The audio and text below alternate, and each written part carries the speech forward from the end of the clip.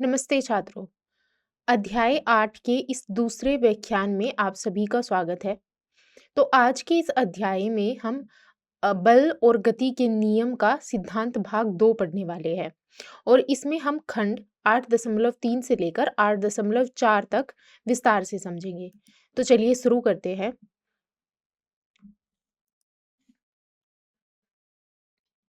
यह हमारा अस्वीकरण है। तो आइए हम आज के व्याख्यान के सीखने के उद्देश्य पर एक नजर डालते हैं। इस व्याख्यान के पश्चात आप निम्नलिखित में सक्षम हो जाएंगे। जानने में कि जड़त्व क्या होता है। उसके बाद आप यह भी सीख पाएंगे कि न्यूटन का गति का द्वितीय नियम बल, द्रव्यमान, वेग और संवेग को एक दूसरे से किस प्रकार जोड़ता है। ये दोनों अवधारणाएं हमारे लिए गति और बल को यथार्थ रूप से समझने के लिए अत्यंत महत्वपूर्ण हैं। अब आइए हम एनसीईआरटी की पाठ्यपुस्तकों के अनुसार उन विषयों पर एक नज़र डालते हैं जिन्हें हम पढ़ने वाले हैं।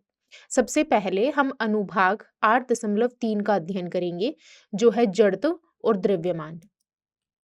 उसके बाद हम अनुभाग 8.4 का अध्ययन करेंगे, जो गति का द्वितीय नियम है।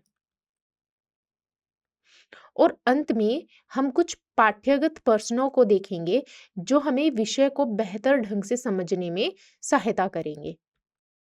तो चलिए आज हम एक महत्वपूर्ण अवधारणा को समझने वाले हैं जिसका नाम है जड़त्व। तो जड़त्व किसी वस्तु की उस स्वाभाविक प्रवृत्ति को दर्शाता है जो उसकी गति या विराम अवस्था में होने वाले परिवर्तन का विरोध करती है। अर्थात यदि कोई वस्तु विराम अवस्था में है तो वह विराम अवस्था में ही बने रहने का प्रयास करती है, और यदि वह गतिशील है तो वह अपने वेग और दिशा को तब तक बनाए रखती है जब तक कि कोई बाह्य बल उस पर कार्य ना करे। इसका अर्थ यह है कि प्रत्येक वस्तु अपनी वर्तमान अवस्था को बदलने का प्रतिरोध करती है और इसी प्रतिरोध को जड़त्व कहा जाता है।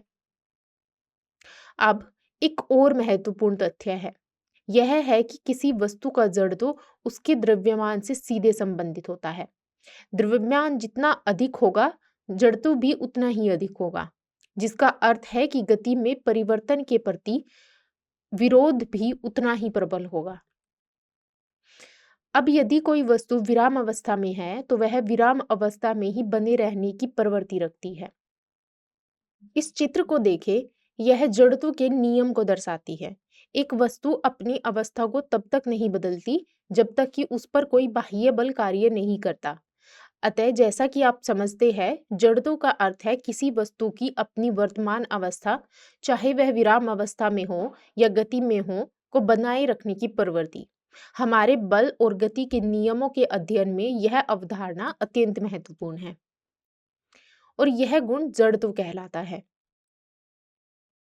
तो चलिए अब जड़त्व की अवधारणा को आगे बढ़ाते हैं। अब हम एक महत्वपूर्ण प्रश्न पर चर्चा करेंगे, क्या प्रत्येक वस्तु का जड़त्व समान होता है? तो इसका उत्तर है नहीं। प्रत्येक वस्तु का जड़त्व भिन्न होता है, जिसका अर्थ है कि वस्तुएं अपनी गति की अवस्था में परिवर्तन के लिए अलग-अलग स्तर का प्रतिरोध करती है या विरोध करती है।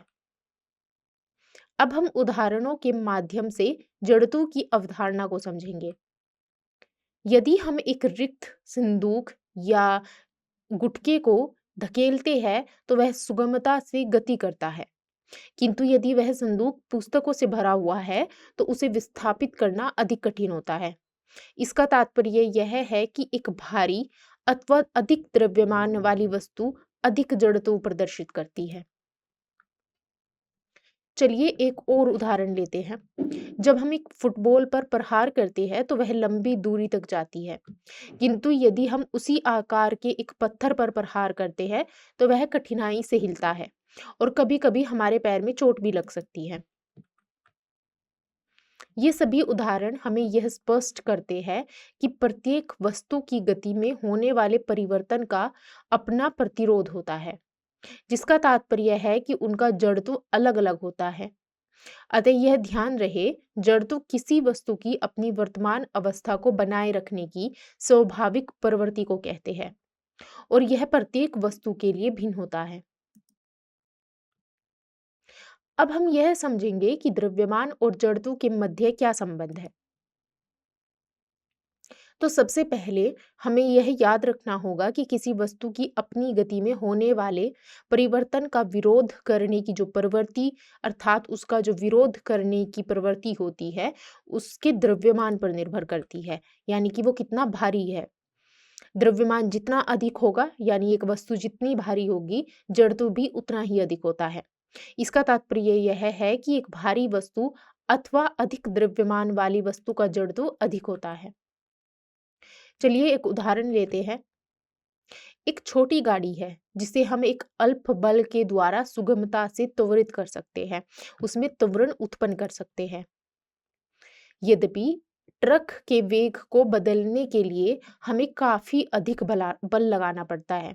ऐसा इसलिए होता है क्योंकि ट्रक में गाड़ी की तुलना में कहीं अधिक जड़त्व होता है, क्योंकि ट्रक का जो द्रव्यमान होता है वो गाड़ी की तुलना में कहीं अधिक होता है। इस आकृति को देखें, यहाँ पर जो चित्र दिया गया है उसमें जो द्रव्यमान और जड़त्व के बीच के संबंध को स्पष्ट रूप से दर्शाता है। इसका अर्थ है कि द्रव्यमान जितना अधिक होगा, जड़त्व भी उतना ही अधिक होगा। अतः हम कह सकते हैं कि किसी वस्तु का द्रव्यमान उसके जड़त्व का संख्यात्मक माप है। अब हम जड़त्व से संबंधित एक महत्वपूर्ण प्रश्न पर चर्चा करेंगे। किस वस्तु का जड़त्व अधिक होता है? एक रबर की गेंद और एक पत्थर दोनों समान आकार के हैं, तो उनमें से किसका जड़त्व अधिक होगा? दूसरा है एक साइकिल और एक रेलगाड़ी, इन दोनों में से किसका जड़त्व अधिक होगा? और तीसरा है एक 5 रुपए का सिक्का और एक 1 रुपए का सिक्का, इन दोनों में से किसका जड़त्व अधिक होगा? तो चलिए इसका हल देखते हैं। इसका हल अब हम समझेंगे क्या होता है। तो सबसे पहले यह याद रखिए कि जड़त्व द्रव्यमान के अनुक्रमानुपाती होता है। इसका अर्थ है जितना अधिक द्रव्यमान होगा उतना ही अधिक जड़त्व होगा। प्रथम स्थिति यह है कि रबर की गेंद और पत्थर दोनों ही एक आकार के हैं। यहाँ पत्थर का जड़त्व रबर की गेंद से अधिक होगा। क्यों? क्योंकि पत्थर का जो द्रव्यमान है वो रबर की तुलना में बहुत ज्यादा होता है, इसलिए पत्थर में अधिक जड़त्व होगा। द्वितीय स्थिति जो थी वो हमारी ये बोलती है कि साइकिल और रेलगाड़ी में से किसका जड़त्व अधिक होगा। तो एक रेलगाड़ी का जड़त्व एक साइकिल की तुलना में कई गुना ज्यादा अधिक होगा। ऐसा इसलिए क्योंकि रेलगाड़ी का जो द्रव्यमान है वो साइकिल की तुलना में बहुत अधिक होता है। अब हमारे पास जो तीसरी स्थिति थी वो ये थी कि 5 रुपए का सिक्का और 1 रुपए का सिक्का, इन दोनों में से किसका जड़त्व अधिक होगा। तो एक 5 रुपए के सिक्के का जड़त्व 1 रुपए के सिक्के से अधिक होता है। ऐसा इसलिए है क्योंकि 5 रुपए के सिक्के का द्रव्यमान अधिक होता है। अतः प्रत्येक उदाहरण में हम यह देखते हैं कि द्रव्यमान बढ़ने के साथ जड़त्व भी बढ़ता है। तो अगर आपके पास 1 रुपए का सिक्का और 5 रुपए के सिक्के में से 1 रुपए के सिक्के का द्रव्यमान अधिक है 5 रुपए के सिक्के वाले के द्रव्यमान से, तो उसी का द्रव्यमान अधिक हो जाएगा। तो 1 रुपए का सिक्का और 5 रुपए के सिक्के में से द्रव्यमान किसका अधिक होता है, ये बात इस पर भी निर्भर करती है। तो चलिए आगे बढ़ते हैं। अब हम इस उदाहरण का हल समझते हैं। तो यहाँ पर पूरी प्रक्रिया में वेग 4 बार बदलता है। पहली जो प्रक्रिया है, पहली जो स्थिति है, जब पहला खिलाड़ी फुटबॉल पर प्रहार करता है, यहाँ कर्ता जो है वो पहला खिलाड़ी है जो बल लगाता है। दूसरी स्थिति में जब दूसरा खिलाड़ी फुटबॉल को गोल की ओर भेजने के लिए उस पर प्रहार करता है, यहाँ कर्ता दूसरा खिलाड़ी है जो बल लगाकर उसकी दिशा और गति बदलता है। तीसरा जो है तृतीय स्थिति, जब विपक्षी टीम का गोलकीपर फुटबॉल को पकड़ता है, यहाँ गोलकीपर वह करता है जो विपरीत दिशा में बल लगाकर फुटबॉल को विरामावस्था में लेके आता है, जिससे उसका वेग शून्य हो जाता है। और जो चौथी स्थिति है वो है जब गोलकीपर फुटबॉल को अपनी टीम के खिलाड़ी की ओर भेजने के लिए उस पर प्रहार करता है। यहाँ कर्ता पुनः गोलकीपर है जो फुटबॉल को गति प्रदान करने के लिए बल लगाता है। अतः प्रत्येक बार वेग में परिवर्तन किसी न किसी कर्ता द्वारा लगाए गए बल के कारण होता है। तो चलिए इसका हल देखेंगे। अब हम इसका हल देखते हैं क्या होता है। तो हम एक सरल उदाहरण के साथ समझेंगे कि बल लगाने पर वेग कैसे बदलता है। कल्पना करें कि एक फुटबॉल खिलाड़ी गेंद को लात मारता है। उस फुटबॉल के वेग में कितनी बार परिवर्तन होगा? 4 बार। पहला बदलाव तब होता है जब पहला खिलाड़ी गेंद को दूसरे खिलाड़ी की ओर ले जाता है। दूसरा बदलाव तब होता है जब दूसरा खिलाड़ी गोलकीपर की ओर बॉल को लेके जाता है। और तीसरा बदलाव तब होता है जब गोलकीपर गेंद को रोकता है। और जो चौथा बदलाव या परिवर्तन हुआ है वो तब होता है जब गोलकीपर अपनी टीम के एक खिलाड़ी की ओर गेंद को ले जाता है। तो वेग परिवर्तन का कारण बल का प्रयोग है। हर बार जब गेंद को लगाया या रोका जाता है तो बल लगाया जाता है और वेग बदल जाता है। तो हल जारी रखते हैं। अब सोचिए, यह बल कौन प्रदान करता है? प्रत्येक स्थिति में एक अगला अलग तरह का एजेंट जो है वो बल लगा रहा है। प्रथम स्थिति में पहला खिलाड़ी बल लगाता है और दूसरी स्थिति में दूसरा खिलाड़ी बल लगाता है। तीसरी स्थिति में गोलकीपर गेंद को रोकते समय बल लगाता है और चौथी स्थिति में गोलकीपर फिर से बल लगाता है जब वह गेंद को अपनी टीम के एक खिलाड़ी की ओर भेजता है। इसलिए समझे कि किसी भी वस्तु का वेग केवल तभी बदलता है जब उस पर बल लगता है। यह बल और गति के बीच का मूल संबंध होता है। तो चलिए आगे बढ़ते हैं। यह हमारा प्रश्न संख्या 3 है। ये एक दिलचस्प प्रश्न होगा। प्रश्न ये है कि यदि हम किसी वृक्ष की शाखा को तीव्रता से हिलाते हैं तो कुछ पत्तियां वृक्ष से पृथक क्यों हो जाती है? तो चलिए देखते हैं इसका क्या हल होगा।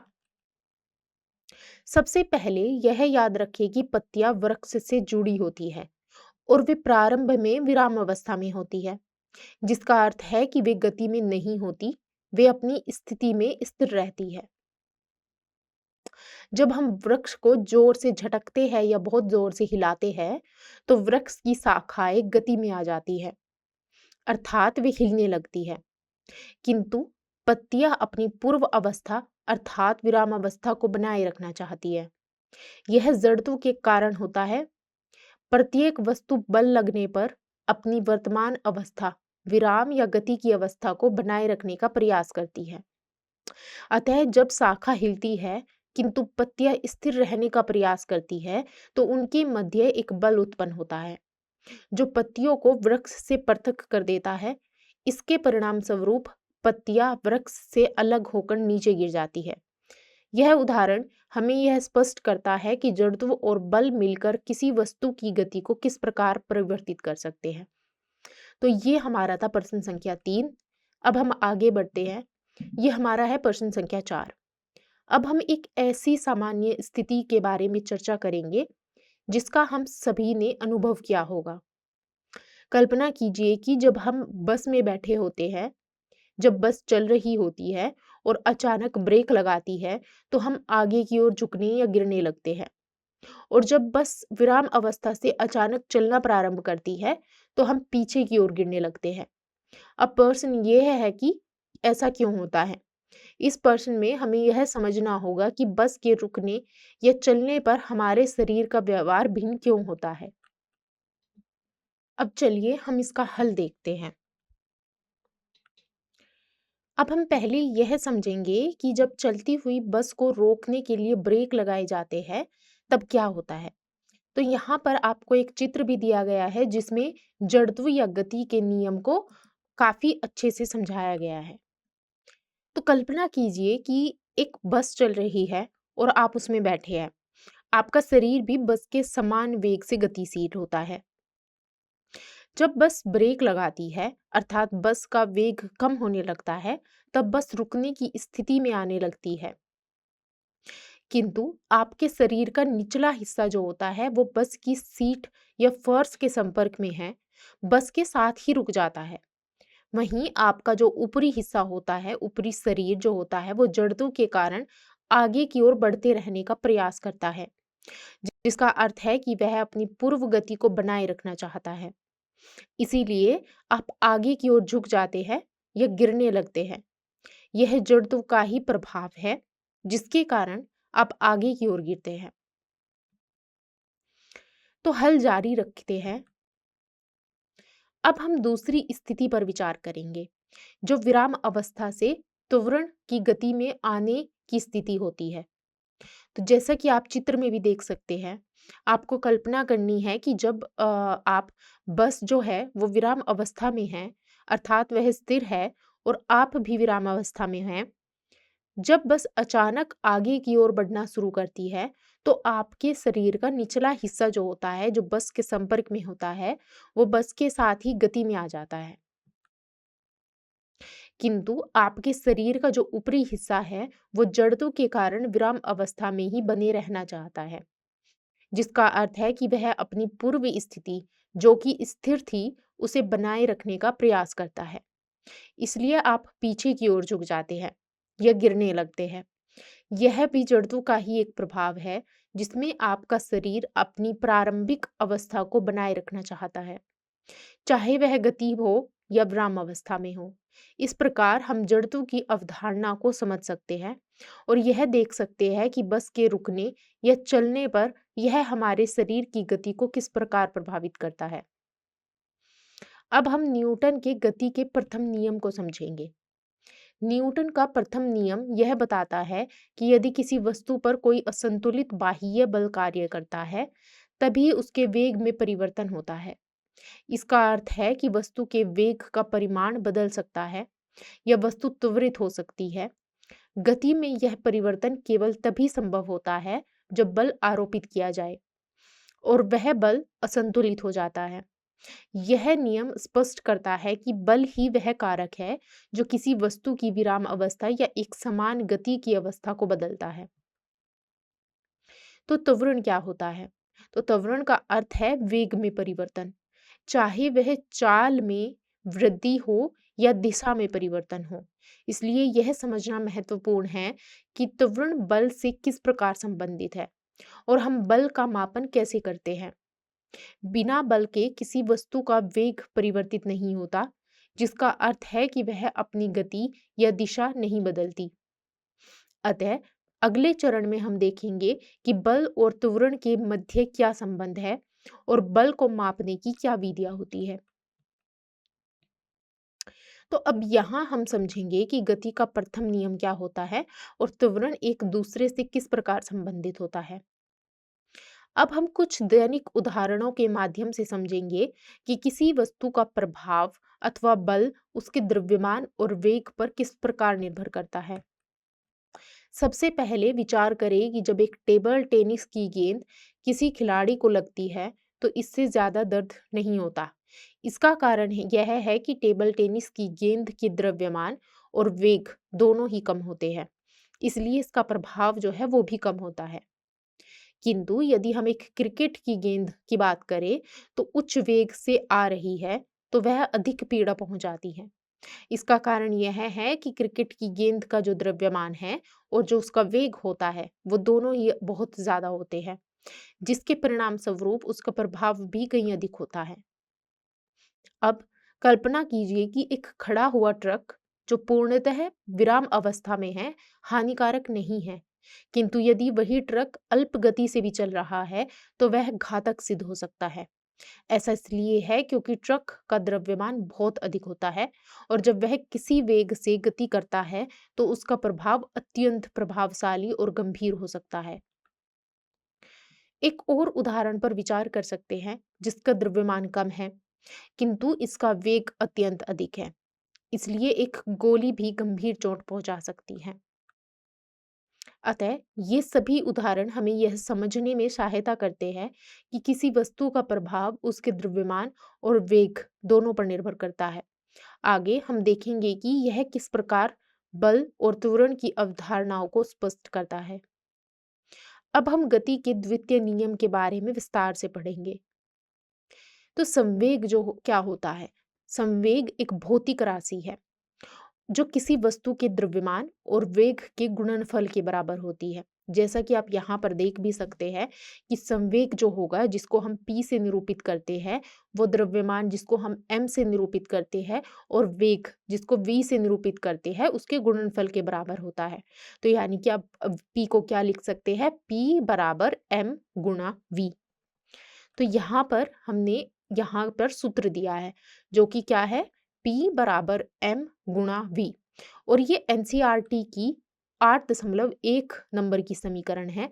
आप इसको एनसीईआरटी की जो आपकी पाठ्य पुस्तक है उसमें भी आप उसको खोलकर एक बार देख सकते हैं। अब आइए संवेग के गुणों के बारे में बात करते हैं। संवेग में परिमाण और दिशा दोनों होते हैं। क्या क्या होता है, परिमाण भी होता है और एक दिशा भी होती है। इसकी दिशा सदैव वेग की दिशा के ही समान होती है, यानी कि जिस दिशा में कोई भी वस्तु आपकी किसी एक वेग से गतिमान है, उसी दिशा में आपका जो संवेग है वो भी उसी दिशा में होगा। ठीक है, तो आगे बढ़ते हैं। संवेग की जो एसआई इकाई होती है वो होती है किलोग्राम मीटर प्रति सेकंड।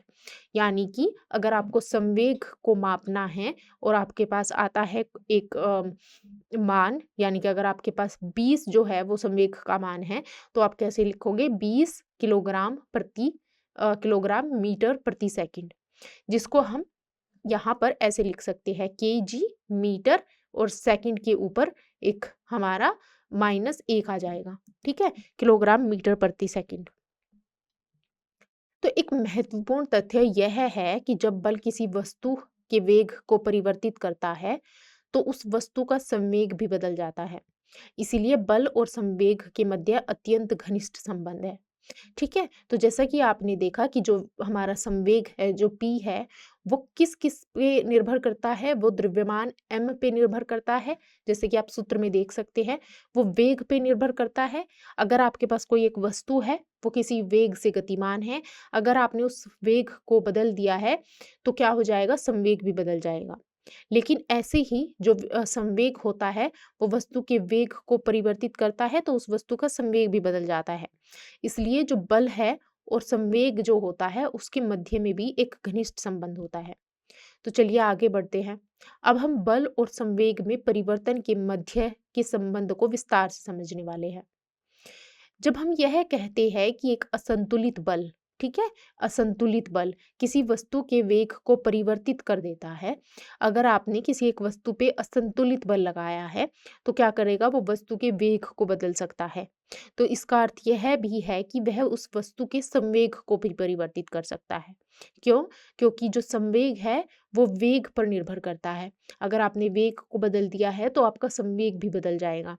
और अगर वेग आप किस चीज से बदल रहे हैं, आपका जो वेग है वो असंतुलित बल से बदल रहा है। तो इसका मतलब क्या हुआ कि जो असंतुलित बल है वो वेग जब बदलेगा तो आपकी जो वस्तु है उसका संवेग भी बदल जाएगा। ठीक है, तो इसका अर्थ यह होता है कि असंतुलित बल जो है वो वस्तु के संवेग को भी परिवर्तित कर सकता है।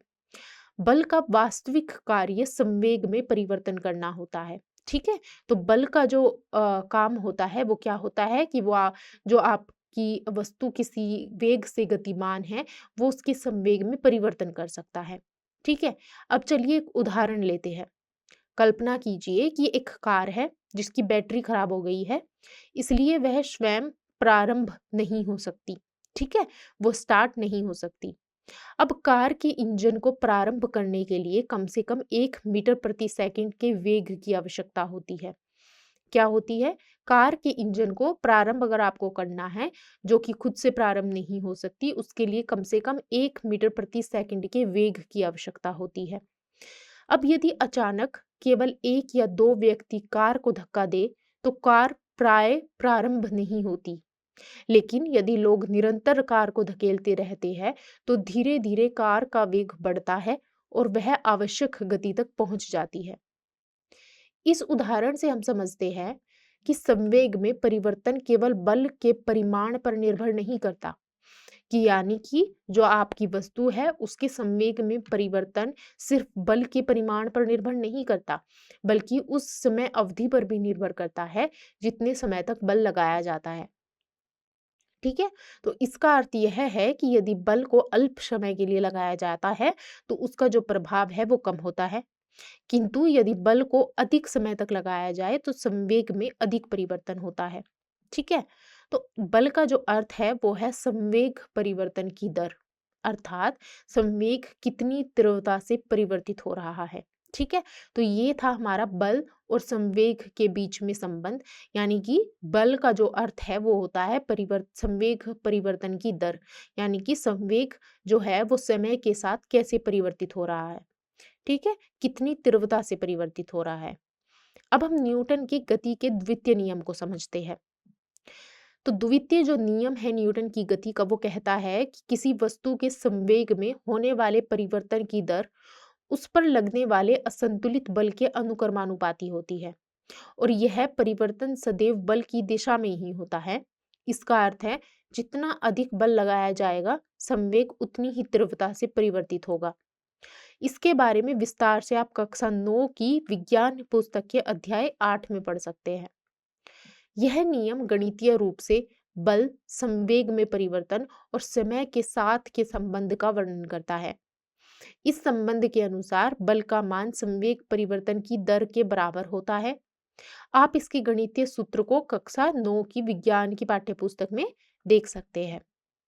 कुछ महत्वपूर्ण बिंदु ये इस तरह होते हैं कि इस सूची में केवल वे ही तत्व सम्मिलित हैं जो विशेष रूप से सूचीबद्ध किए गए हैं। इसका उपयोग करने हेतु आपको सर्वप्रथम इसे स्थापित करना होगा। आप इसका उपयोग स्वयं के जोखिम पर कर रहे हैं। सबसे पहले संवेग एक ऐसी भौतिक राशि है जो गति को संख्यात्मक रूप से स्पष्ट करने के लिए द्रव्यमान और वेग दोनों को संयोजित करती है। बल का मुख्य कार्य क्या होता है? त्वरण उत्पन्न करना होता है, जो संवेग को परिवर्तित कर देता है। और एक बल जितने अधिक समय तक लगाया जाता है, संवेग में उतना ही अधिक परिवर्तन होता है, जिसे आवेग के रूप में भी जाना जाता है। अतः न्यूटन का द्वितीय नियम बल को संवेग परिवर्तन की समय दर से संबंधित करता है। आगे हम इस नियम को सूत्रों का उपयोग करके समझेंगे। तो आइए देखते हैं कि इस हमारे अध्याय का सारांश क्या है। तो सबसे पहले हम जड़त्व के विषय में चर्चा हमने की थी। जड़त्व वह गुण है जो किसी वस्तु की विराम अवस्था या गति की अवस्था में होने वाले किसी भी परिवर्तन का विरोध करता है। अर्थात यदि कोई वस्तु विराम अवस्था में है तो वह विराम अवस्था में ही बनी रहना चाहती है, और यदि वह गति में है तो वह गति में ही बना रहना चाहती है। और जड़त्व का परिमाण उस वस्तु के द्रव्यमान पर निर्भर करता है। तो द्रव्यमान जितना अधिक होगा, जड़त्व भी उतना ही अधिक होगा, जिसका अर्थ है कि उसकी अवस्था को परिवर्तित करना उतना ही कठिन होगा। अब आइए न्यूटन के द्वितीय नियम को याद करते हैं। यह नियम बताता है कि बल आरोपित करने से संवेग में परिवर्तन होता है, और संवेग परिवर्तन की दर, यानी कि समय के साथ संवेग कितना परिवर्तित हो रहा है, वो बल के समानुपाती होती है या अनुक्रमानुपाती होती है। इसके विस्तृत गणितीय वर्णन के लिए आप कक्षा 9 की विज्ञान की पाठ्यपुस्तक में देख सकते हैं। संवेग, जैसा कि हमने पूर्व अध्ययन किया है कि द्रव्यमान और वेग का गुणनफल होता है, जिसको हम लिख सकते हैं P बराबर m गुणा v। और संवेग में परिवर्तन न केवल बल पर निर्भर करता है, बल्कि उस समय अवधि पर भी निर्भर करता है जितने समय तक बल आरोपित किया जाता है। अतः यदि एक ही बल को अधिक समय तक लगाया जाए तो संवेग में अधिक परिवर्तन होगा। जब हम बल और गति को समझना चाहते हैं तो ये अवधारणाएं हमारे लिए अत्यंत महत्वपूर्ण होती है। इसके विषय में और अधिक विस्तार से जानने के लिए आप हमारे इसी अध्याय को दोबारा देख सकते हैं। ध्यान देने के लिए धन्यवाद। मुझे आशा है कि यह अध्याय आपके लिए उपयोगी रहा होगा।